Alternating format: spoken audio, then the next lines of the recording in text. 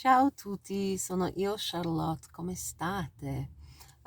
Ok, oggi facciamo o studiamo le parole, parte 2, della canzone che si chiama Sto tornando da te, part 2, perché un mese fa ho condiviso la prima parte. Ok, e questo è una canzone in italiano, una canzone italiana che è cantata da Nicola di Barì, il mio cantautore preferito italiano. Okay. So today, guys, we're going to be looking at part 2 of a song called Sto Tornando Da Te. So a month ago I posted a video, I think it was a month ago. I'm a bit behind with my videos, so this will actually be titled the June video 2025. But that's just due to some upheaval in my circumstances, which means that I'm recording this from my car as opposed to my office, because I don't have access to the office in my home. But that's something that hopefully will be resolved soon. It's been ongoing for about 2 years now, but it is what it is, okay? So please bear with me, and thank you for all of those who already have. I've got some wonderful students. Grazie mille. Vi amo davvero, okay? Vi voglio tutti bene.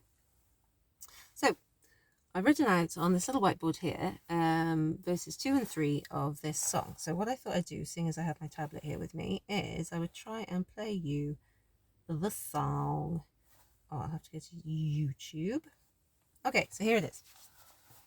Oh no, it's just disappeared. No, ma no. Nicola di Barì. Okay, so I'll show you what I'm doing. So, oh no. Okay, così. Nicola di Barì. Sto tornando. So it means I'm coming home to you. Da te. Okay, let me show you what I'm looking at here. We got Nicola di Barì, eccolo. Facciamo così. C'è una pubblicità, scusatemi. Okay, let's just get that out of the way. Sorry, there's an advert, so yeah. It is what it is. So what I'll do is I'll show you in a moment what this looks like, and you can hear some of the song, because I've already done the first part, which is basically Io sto tornando da te, io sto tornando a casa, ci rivedremo fra un po', più presto che potrò, ho bisogno di star con te. Eccole. Io sto tornando da te, io sto tornando a casa, ci rivedremo tra un po', Più presto che potrò, non potrò stare senza te. Io ti amo. io sto tornando da te. I nearly turned the video off on my phone then. That would have been bad, wouldn't it? So we got to that bit. So I couldn't quite hear what he said in the first bit, or the end of the first video. So I thought he said, non potevo star senza te. I could not be with you, as in I wasn't able to be with you. But actually, the lyrics that I found online say something slightly different, but basically means the same thing, more or less, which is non potrei, I could, in the conditional tense, the verb potere, to be able to, non potrei restar senza te, which means I can't, or I could not, in the imperfect. Sorry, in the conditional, I could not remain without you.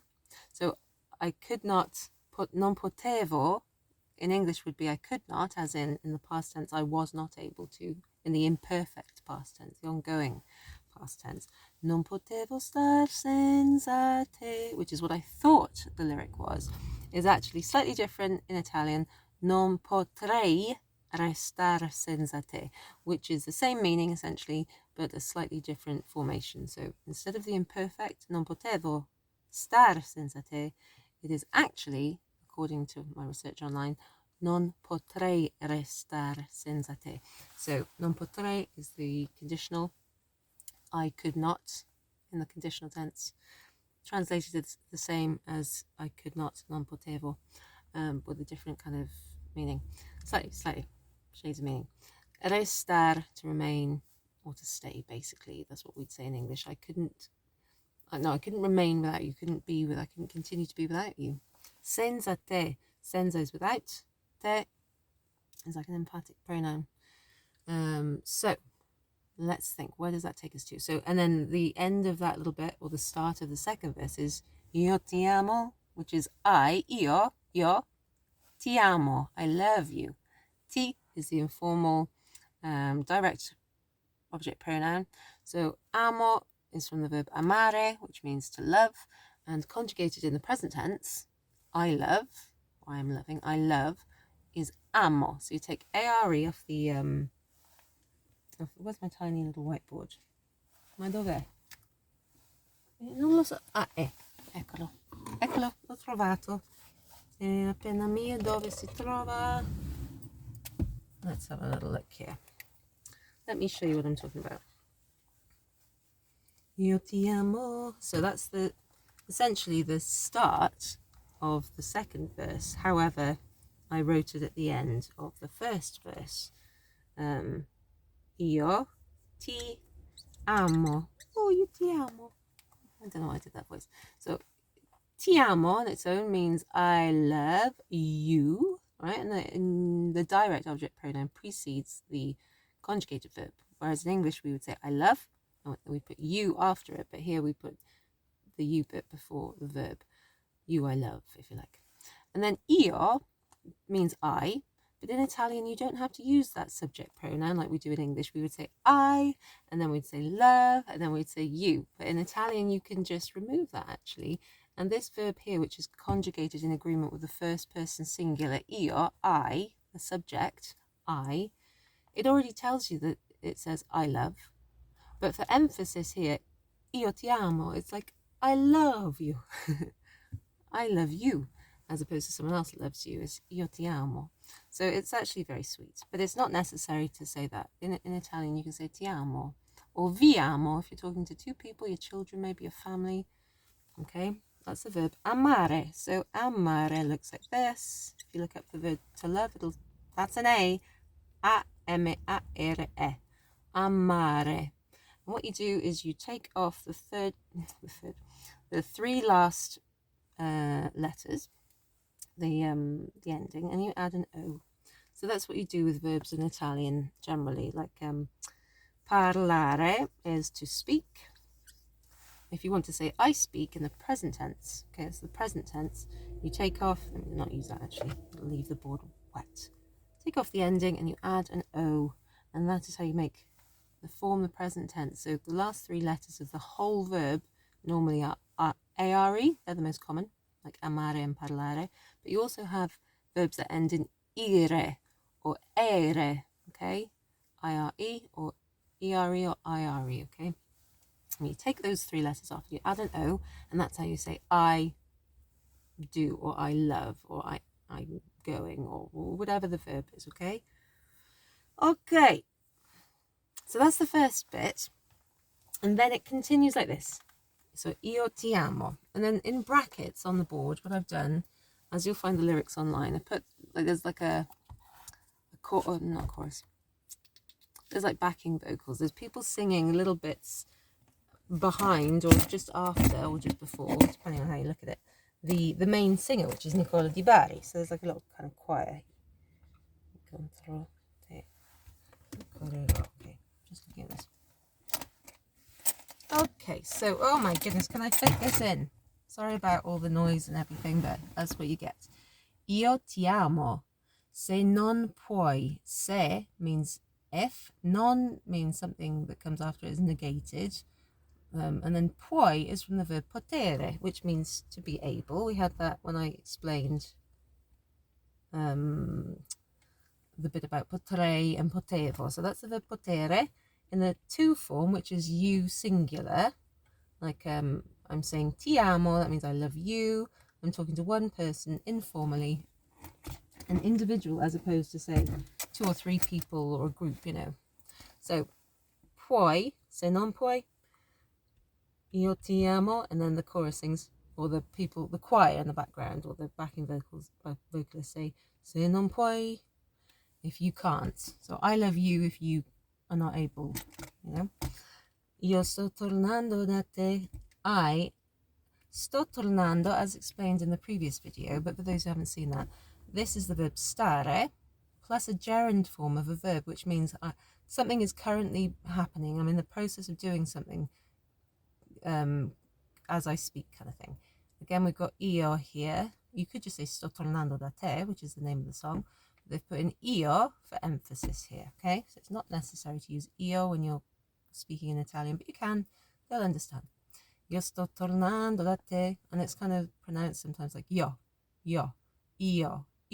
Depends how much emphasis you're putting it on, but if you hear it like io in the song, it's this word. And it's an I as opposed to an L there, because if it were an L, it would be lo, which is one of the many articles which means the. Io sto tornando da te. Da te means to your place, basically. Da voi would be to you guys' place, to your house, or to where you are, basically. Coming home, basically, to you. Te, it follows the preposition da to show that it's like to you. Say, what does that say? Oh yeah. Se un contratempo ci sarà. Se, it means if, as we saw here. Un contratempo. Contratempo is a setback, an obstacle or a setback. Ci sarà means there will be. Sarà is from the verb essere, which means to be, and this is actually one of several. So there's the verb essere, to be. So this here, sarà, is the third person singular. He, she, or it will be. It's a bit like the Spanish que será, será, okay, but it's slightly different because it's S-A-R-A, but it's the same tense. It's the future tense, third person. Que sarà, sarà. What will be, will be. So, se un contratempo ci sarà is the bit that the kind of the backing vocalists sing. Se un contratempo ci sarà. Ci is a little pronoun that you see all over the place in Italian, but here it means there, as in there will be. So if there will be a setback, I am coming home to you. And then we've got a repetition. Io sto tornando da te. Casomai. Casomai means just in case. Va bene care se... No, it does not like that. It goes, va bene cara se vuoi. So, va bene means okay then, or it's going okay, or just okay. Cara means my dear, and it's cara because he's talking to a lady. So, Nicola di Barì is a man, but he's addressing his love here, the person that he loves. Ti amo, he said, so that means I love you. So the whole of the song he's addressing to one person, and it's a lady. So this adjective, which means dear, can also mean expensive, as in like, you know, something costoso, something expensive. But here it means dear. Va bene cara se vuoi. Okay, dear or darling, if you like. So is a pet name. Se vuoi, if you want. So this is from the verb volere, which is a modal verb. Just like potere, which we saw up here. This is the to form. It actually rhymes with puoi. And it's V-U-O-I. Vuoi. Vuoi. Va bene cara se vuoi. And then the choir or the backing vocalists sing, telefonare mi potrai. So you could telefonare me. So we've got the whole verb here to telephone, to call someone on the phone. Telefonare. So it's an ARE verb. If you wanted to say, I'm telephoning you, telefono. Ti telefono. Okay. Mi potrai. You could, or you can, or you will be able. Yes, you will be. It's the future tense. So here we have a future tense, sarà, it will be, or there will be a setback, if a setback will be. And then here we have another one, potrai, from potere. And here we have yet another future tense, because he's saying, I will come home to you. You will be able to call me. You will be able to see me. Whatever he's saying, it's in the future tense. There's many of them. Telefonare ti potrò.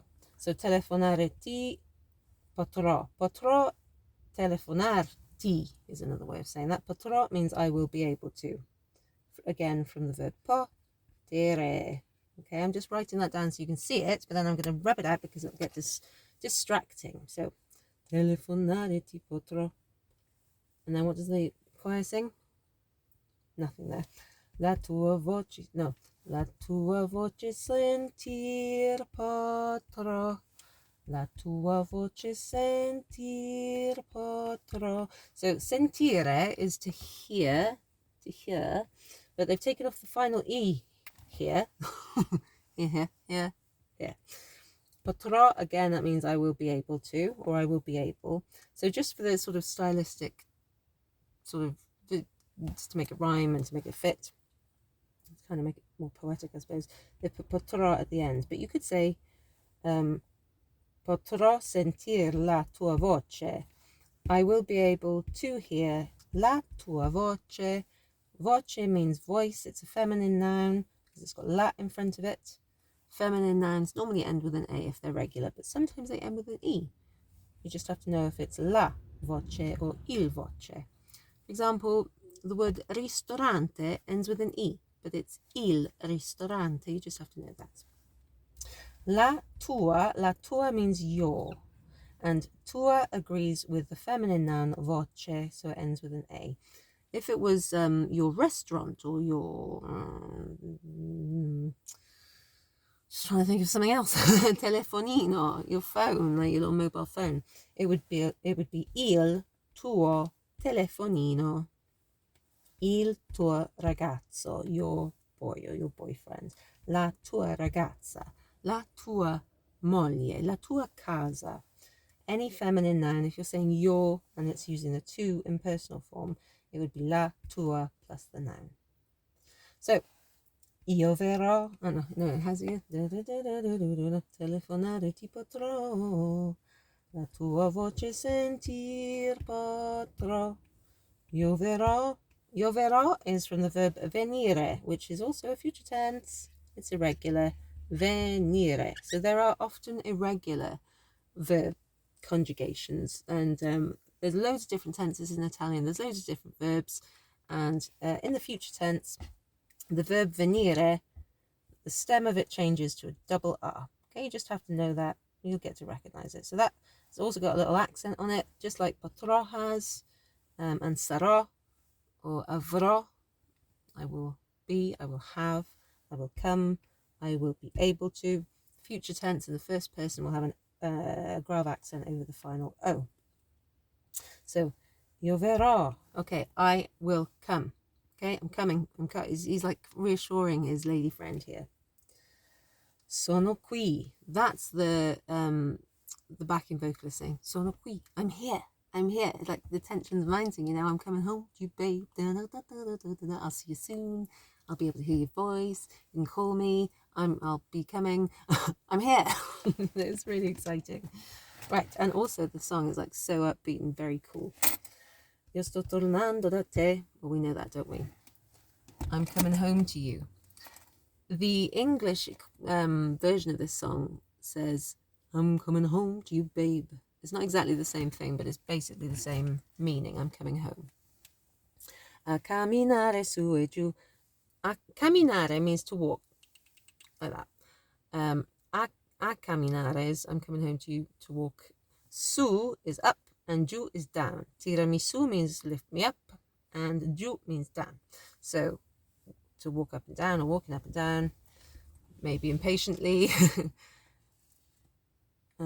Sta tranquilla, amore mio. I think I should have a little apostrophe there because it's like be patient. Sta tranquilla. Tranquilla means like be calm. You know, be calm. Yeah, just like don't worry kind of thing. Sta tranquilla. Don't worry. Sta is from stare.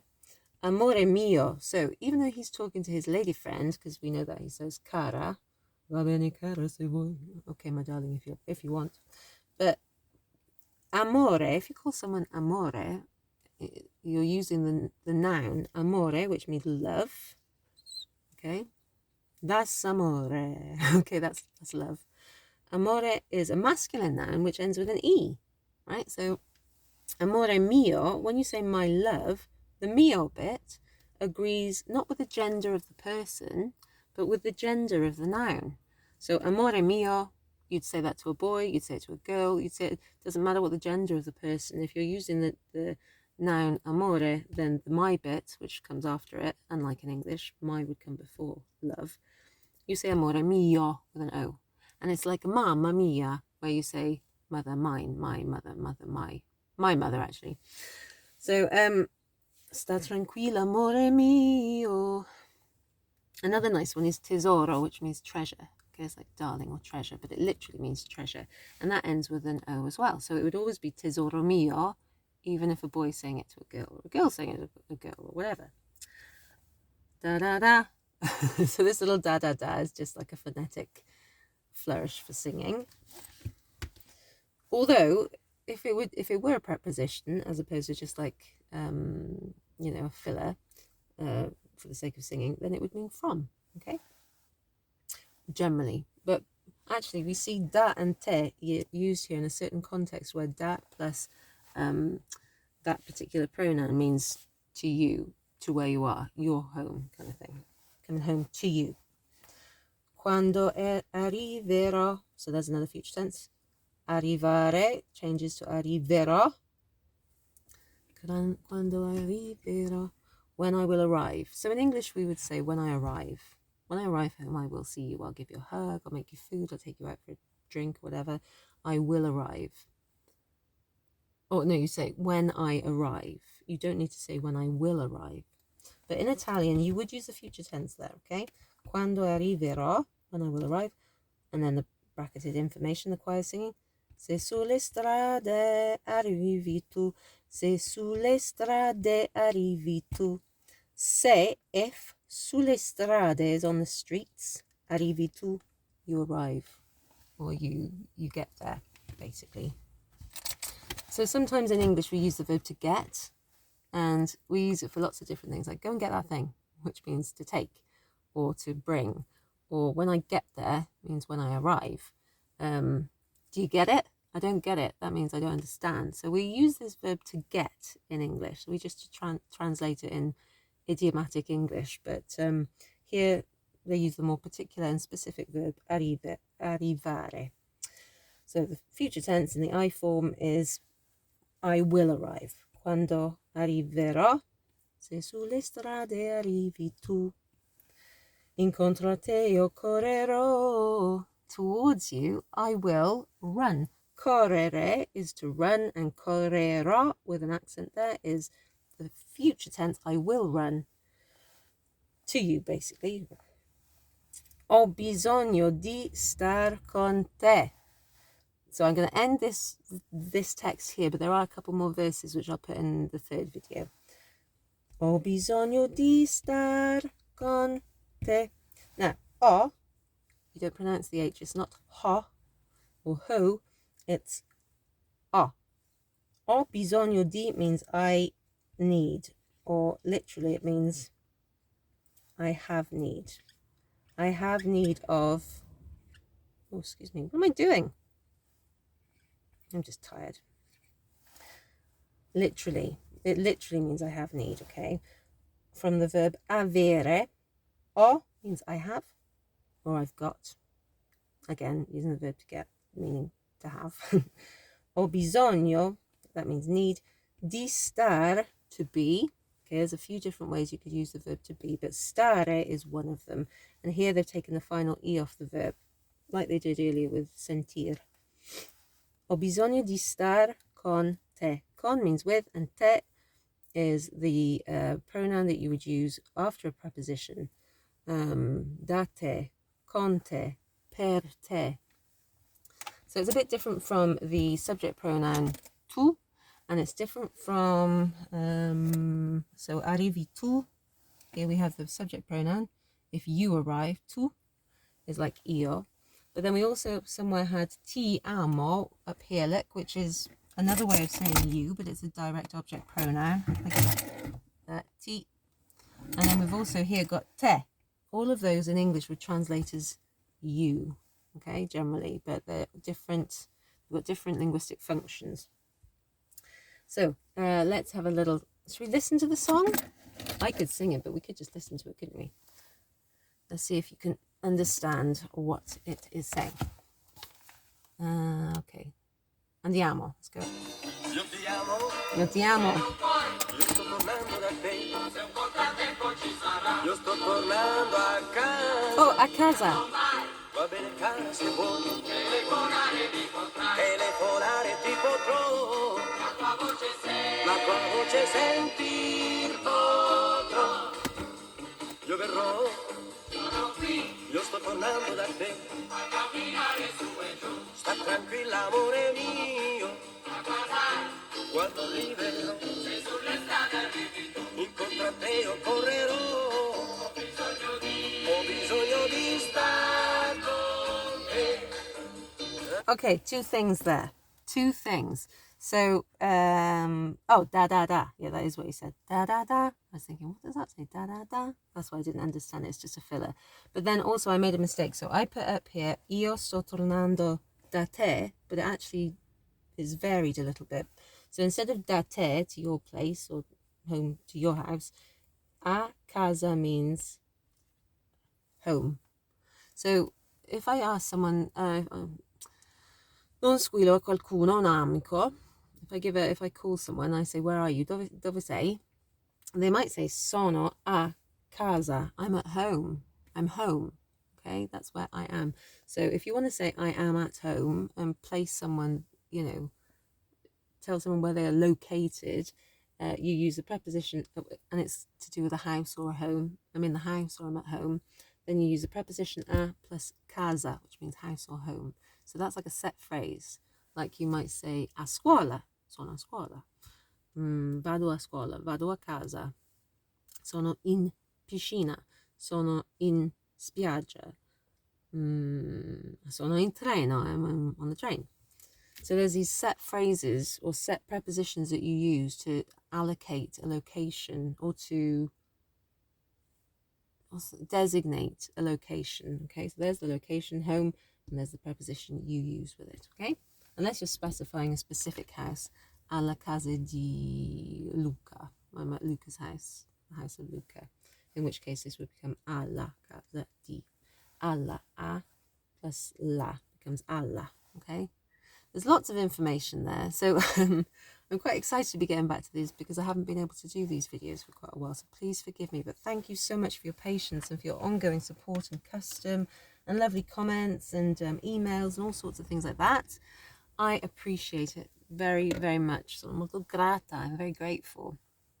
Okay, guys, grazie mille e ci rivedremo fra un po'. That means we'll see each other again in a little bit, fra un po'. And that was one of the lines from the same song from the first video. So go and have a look at that if you haven't seen it. But grazie mille e alla prossima volta. Ciao ciao.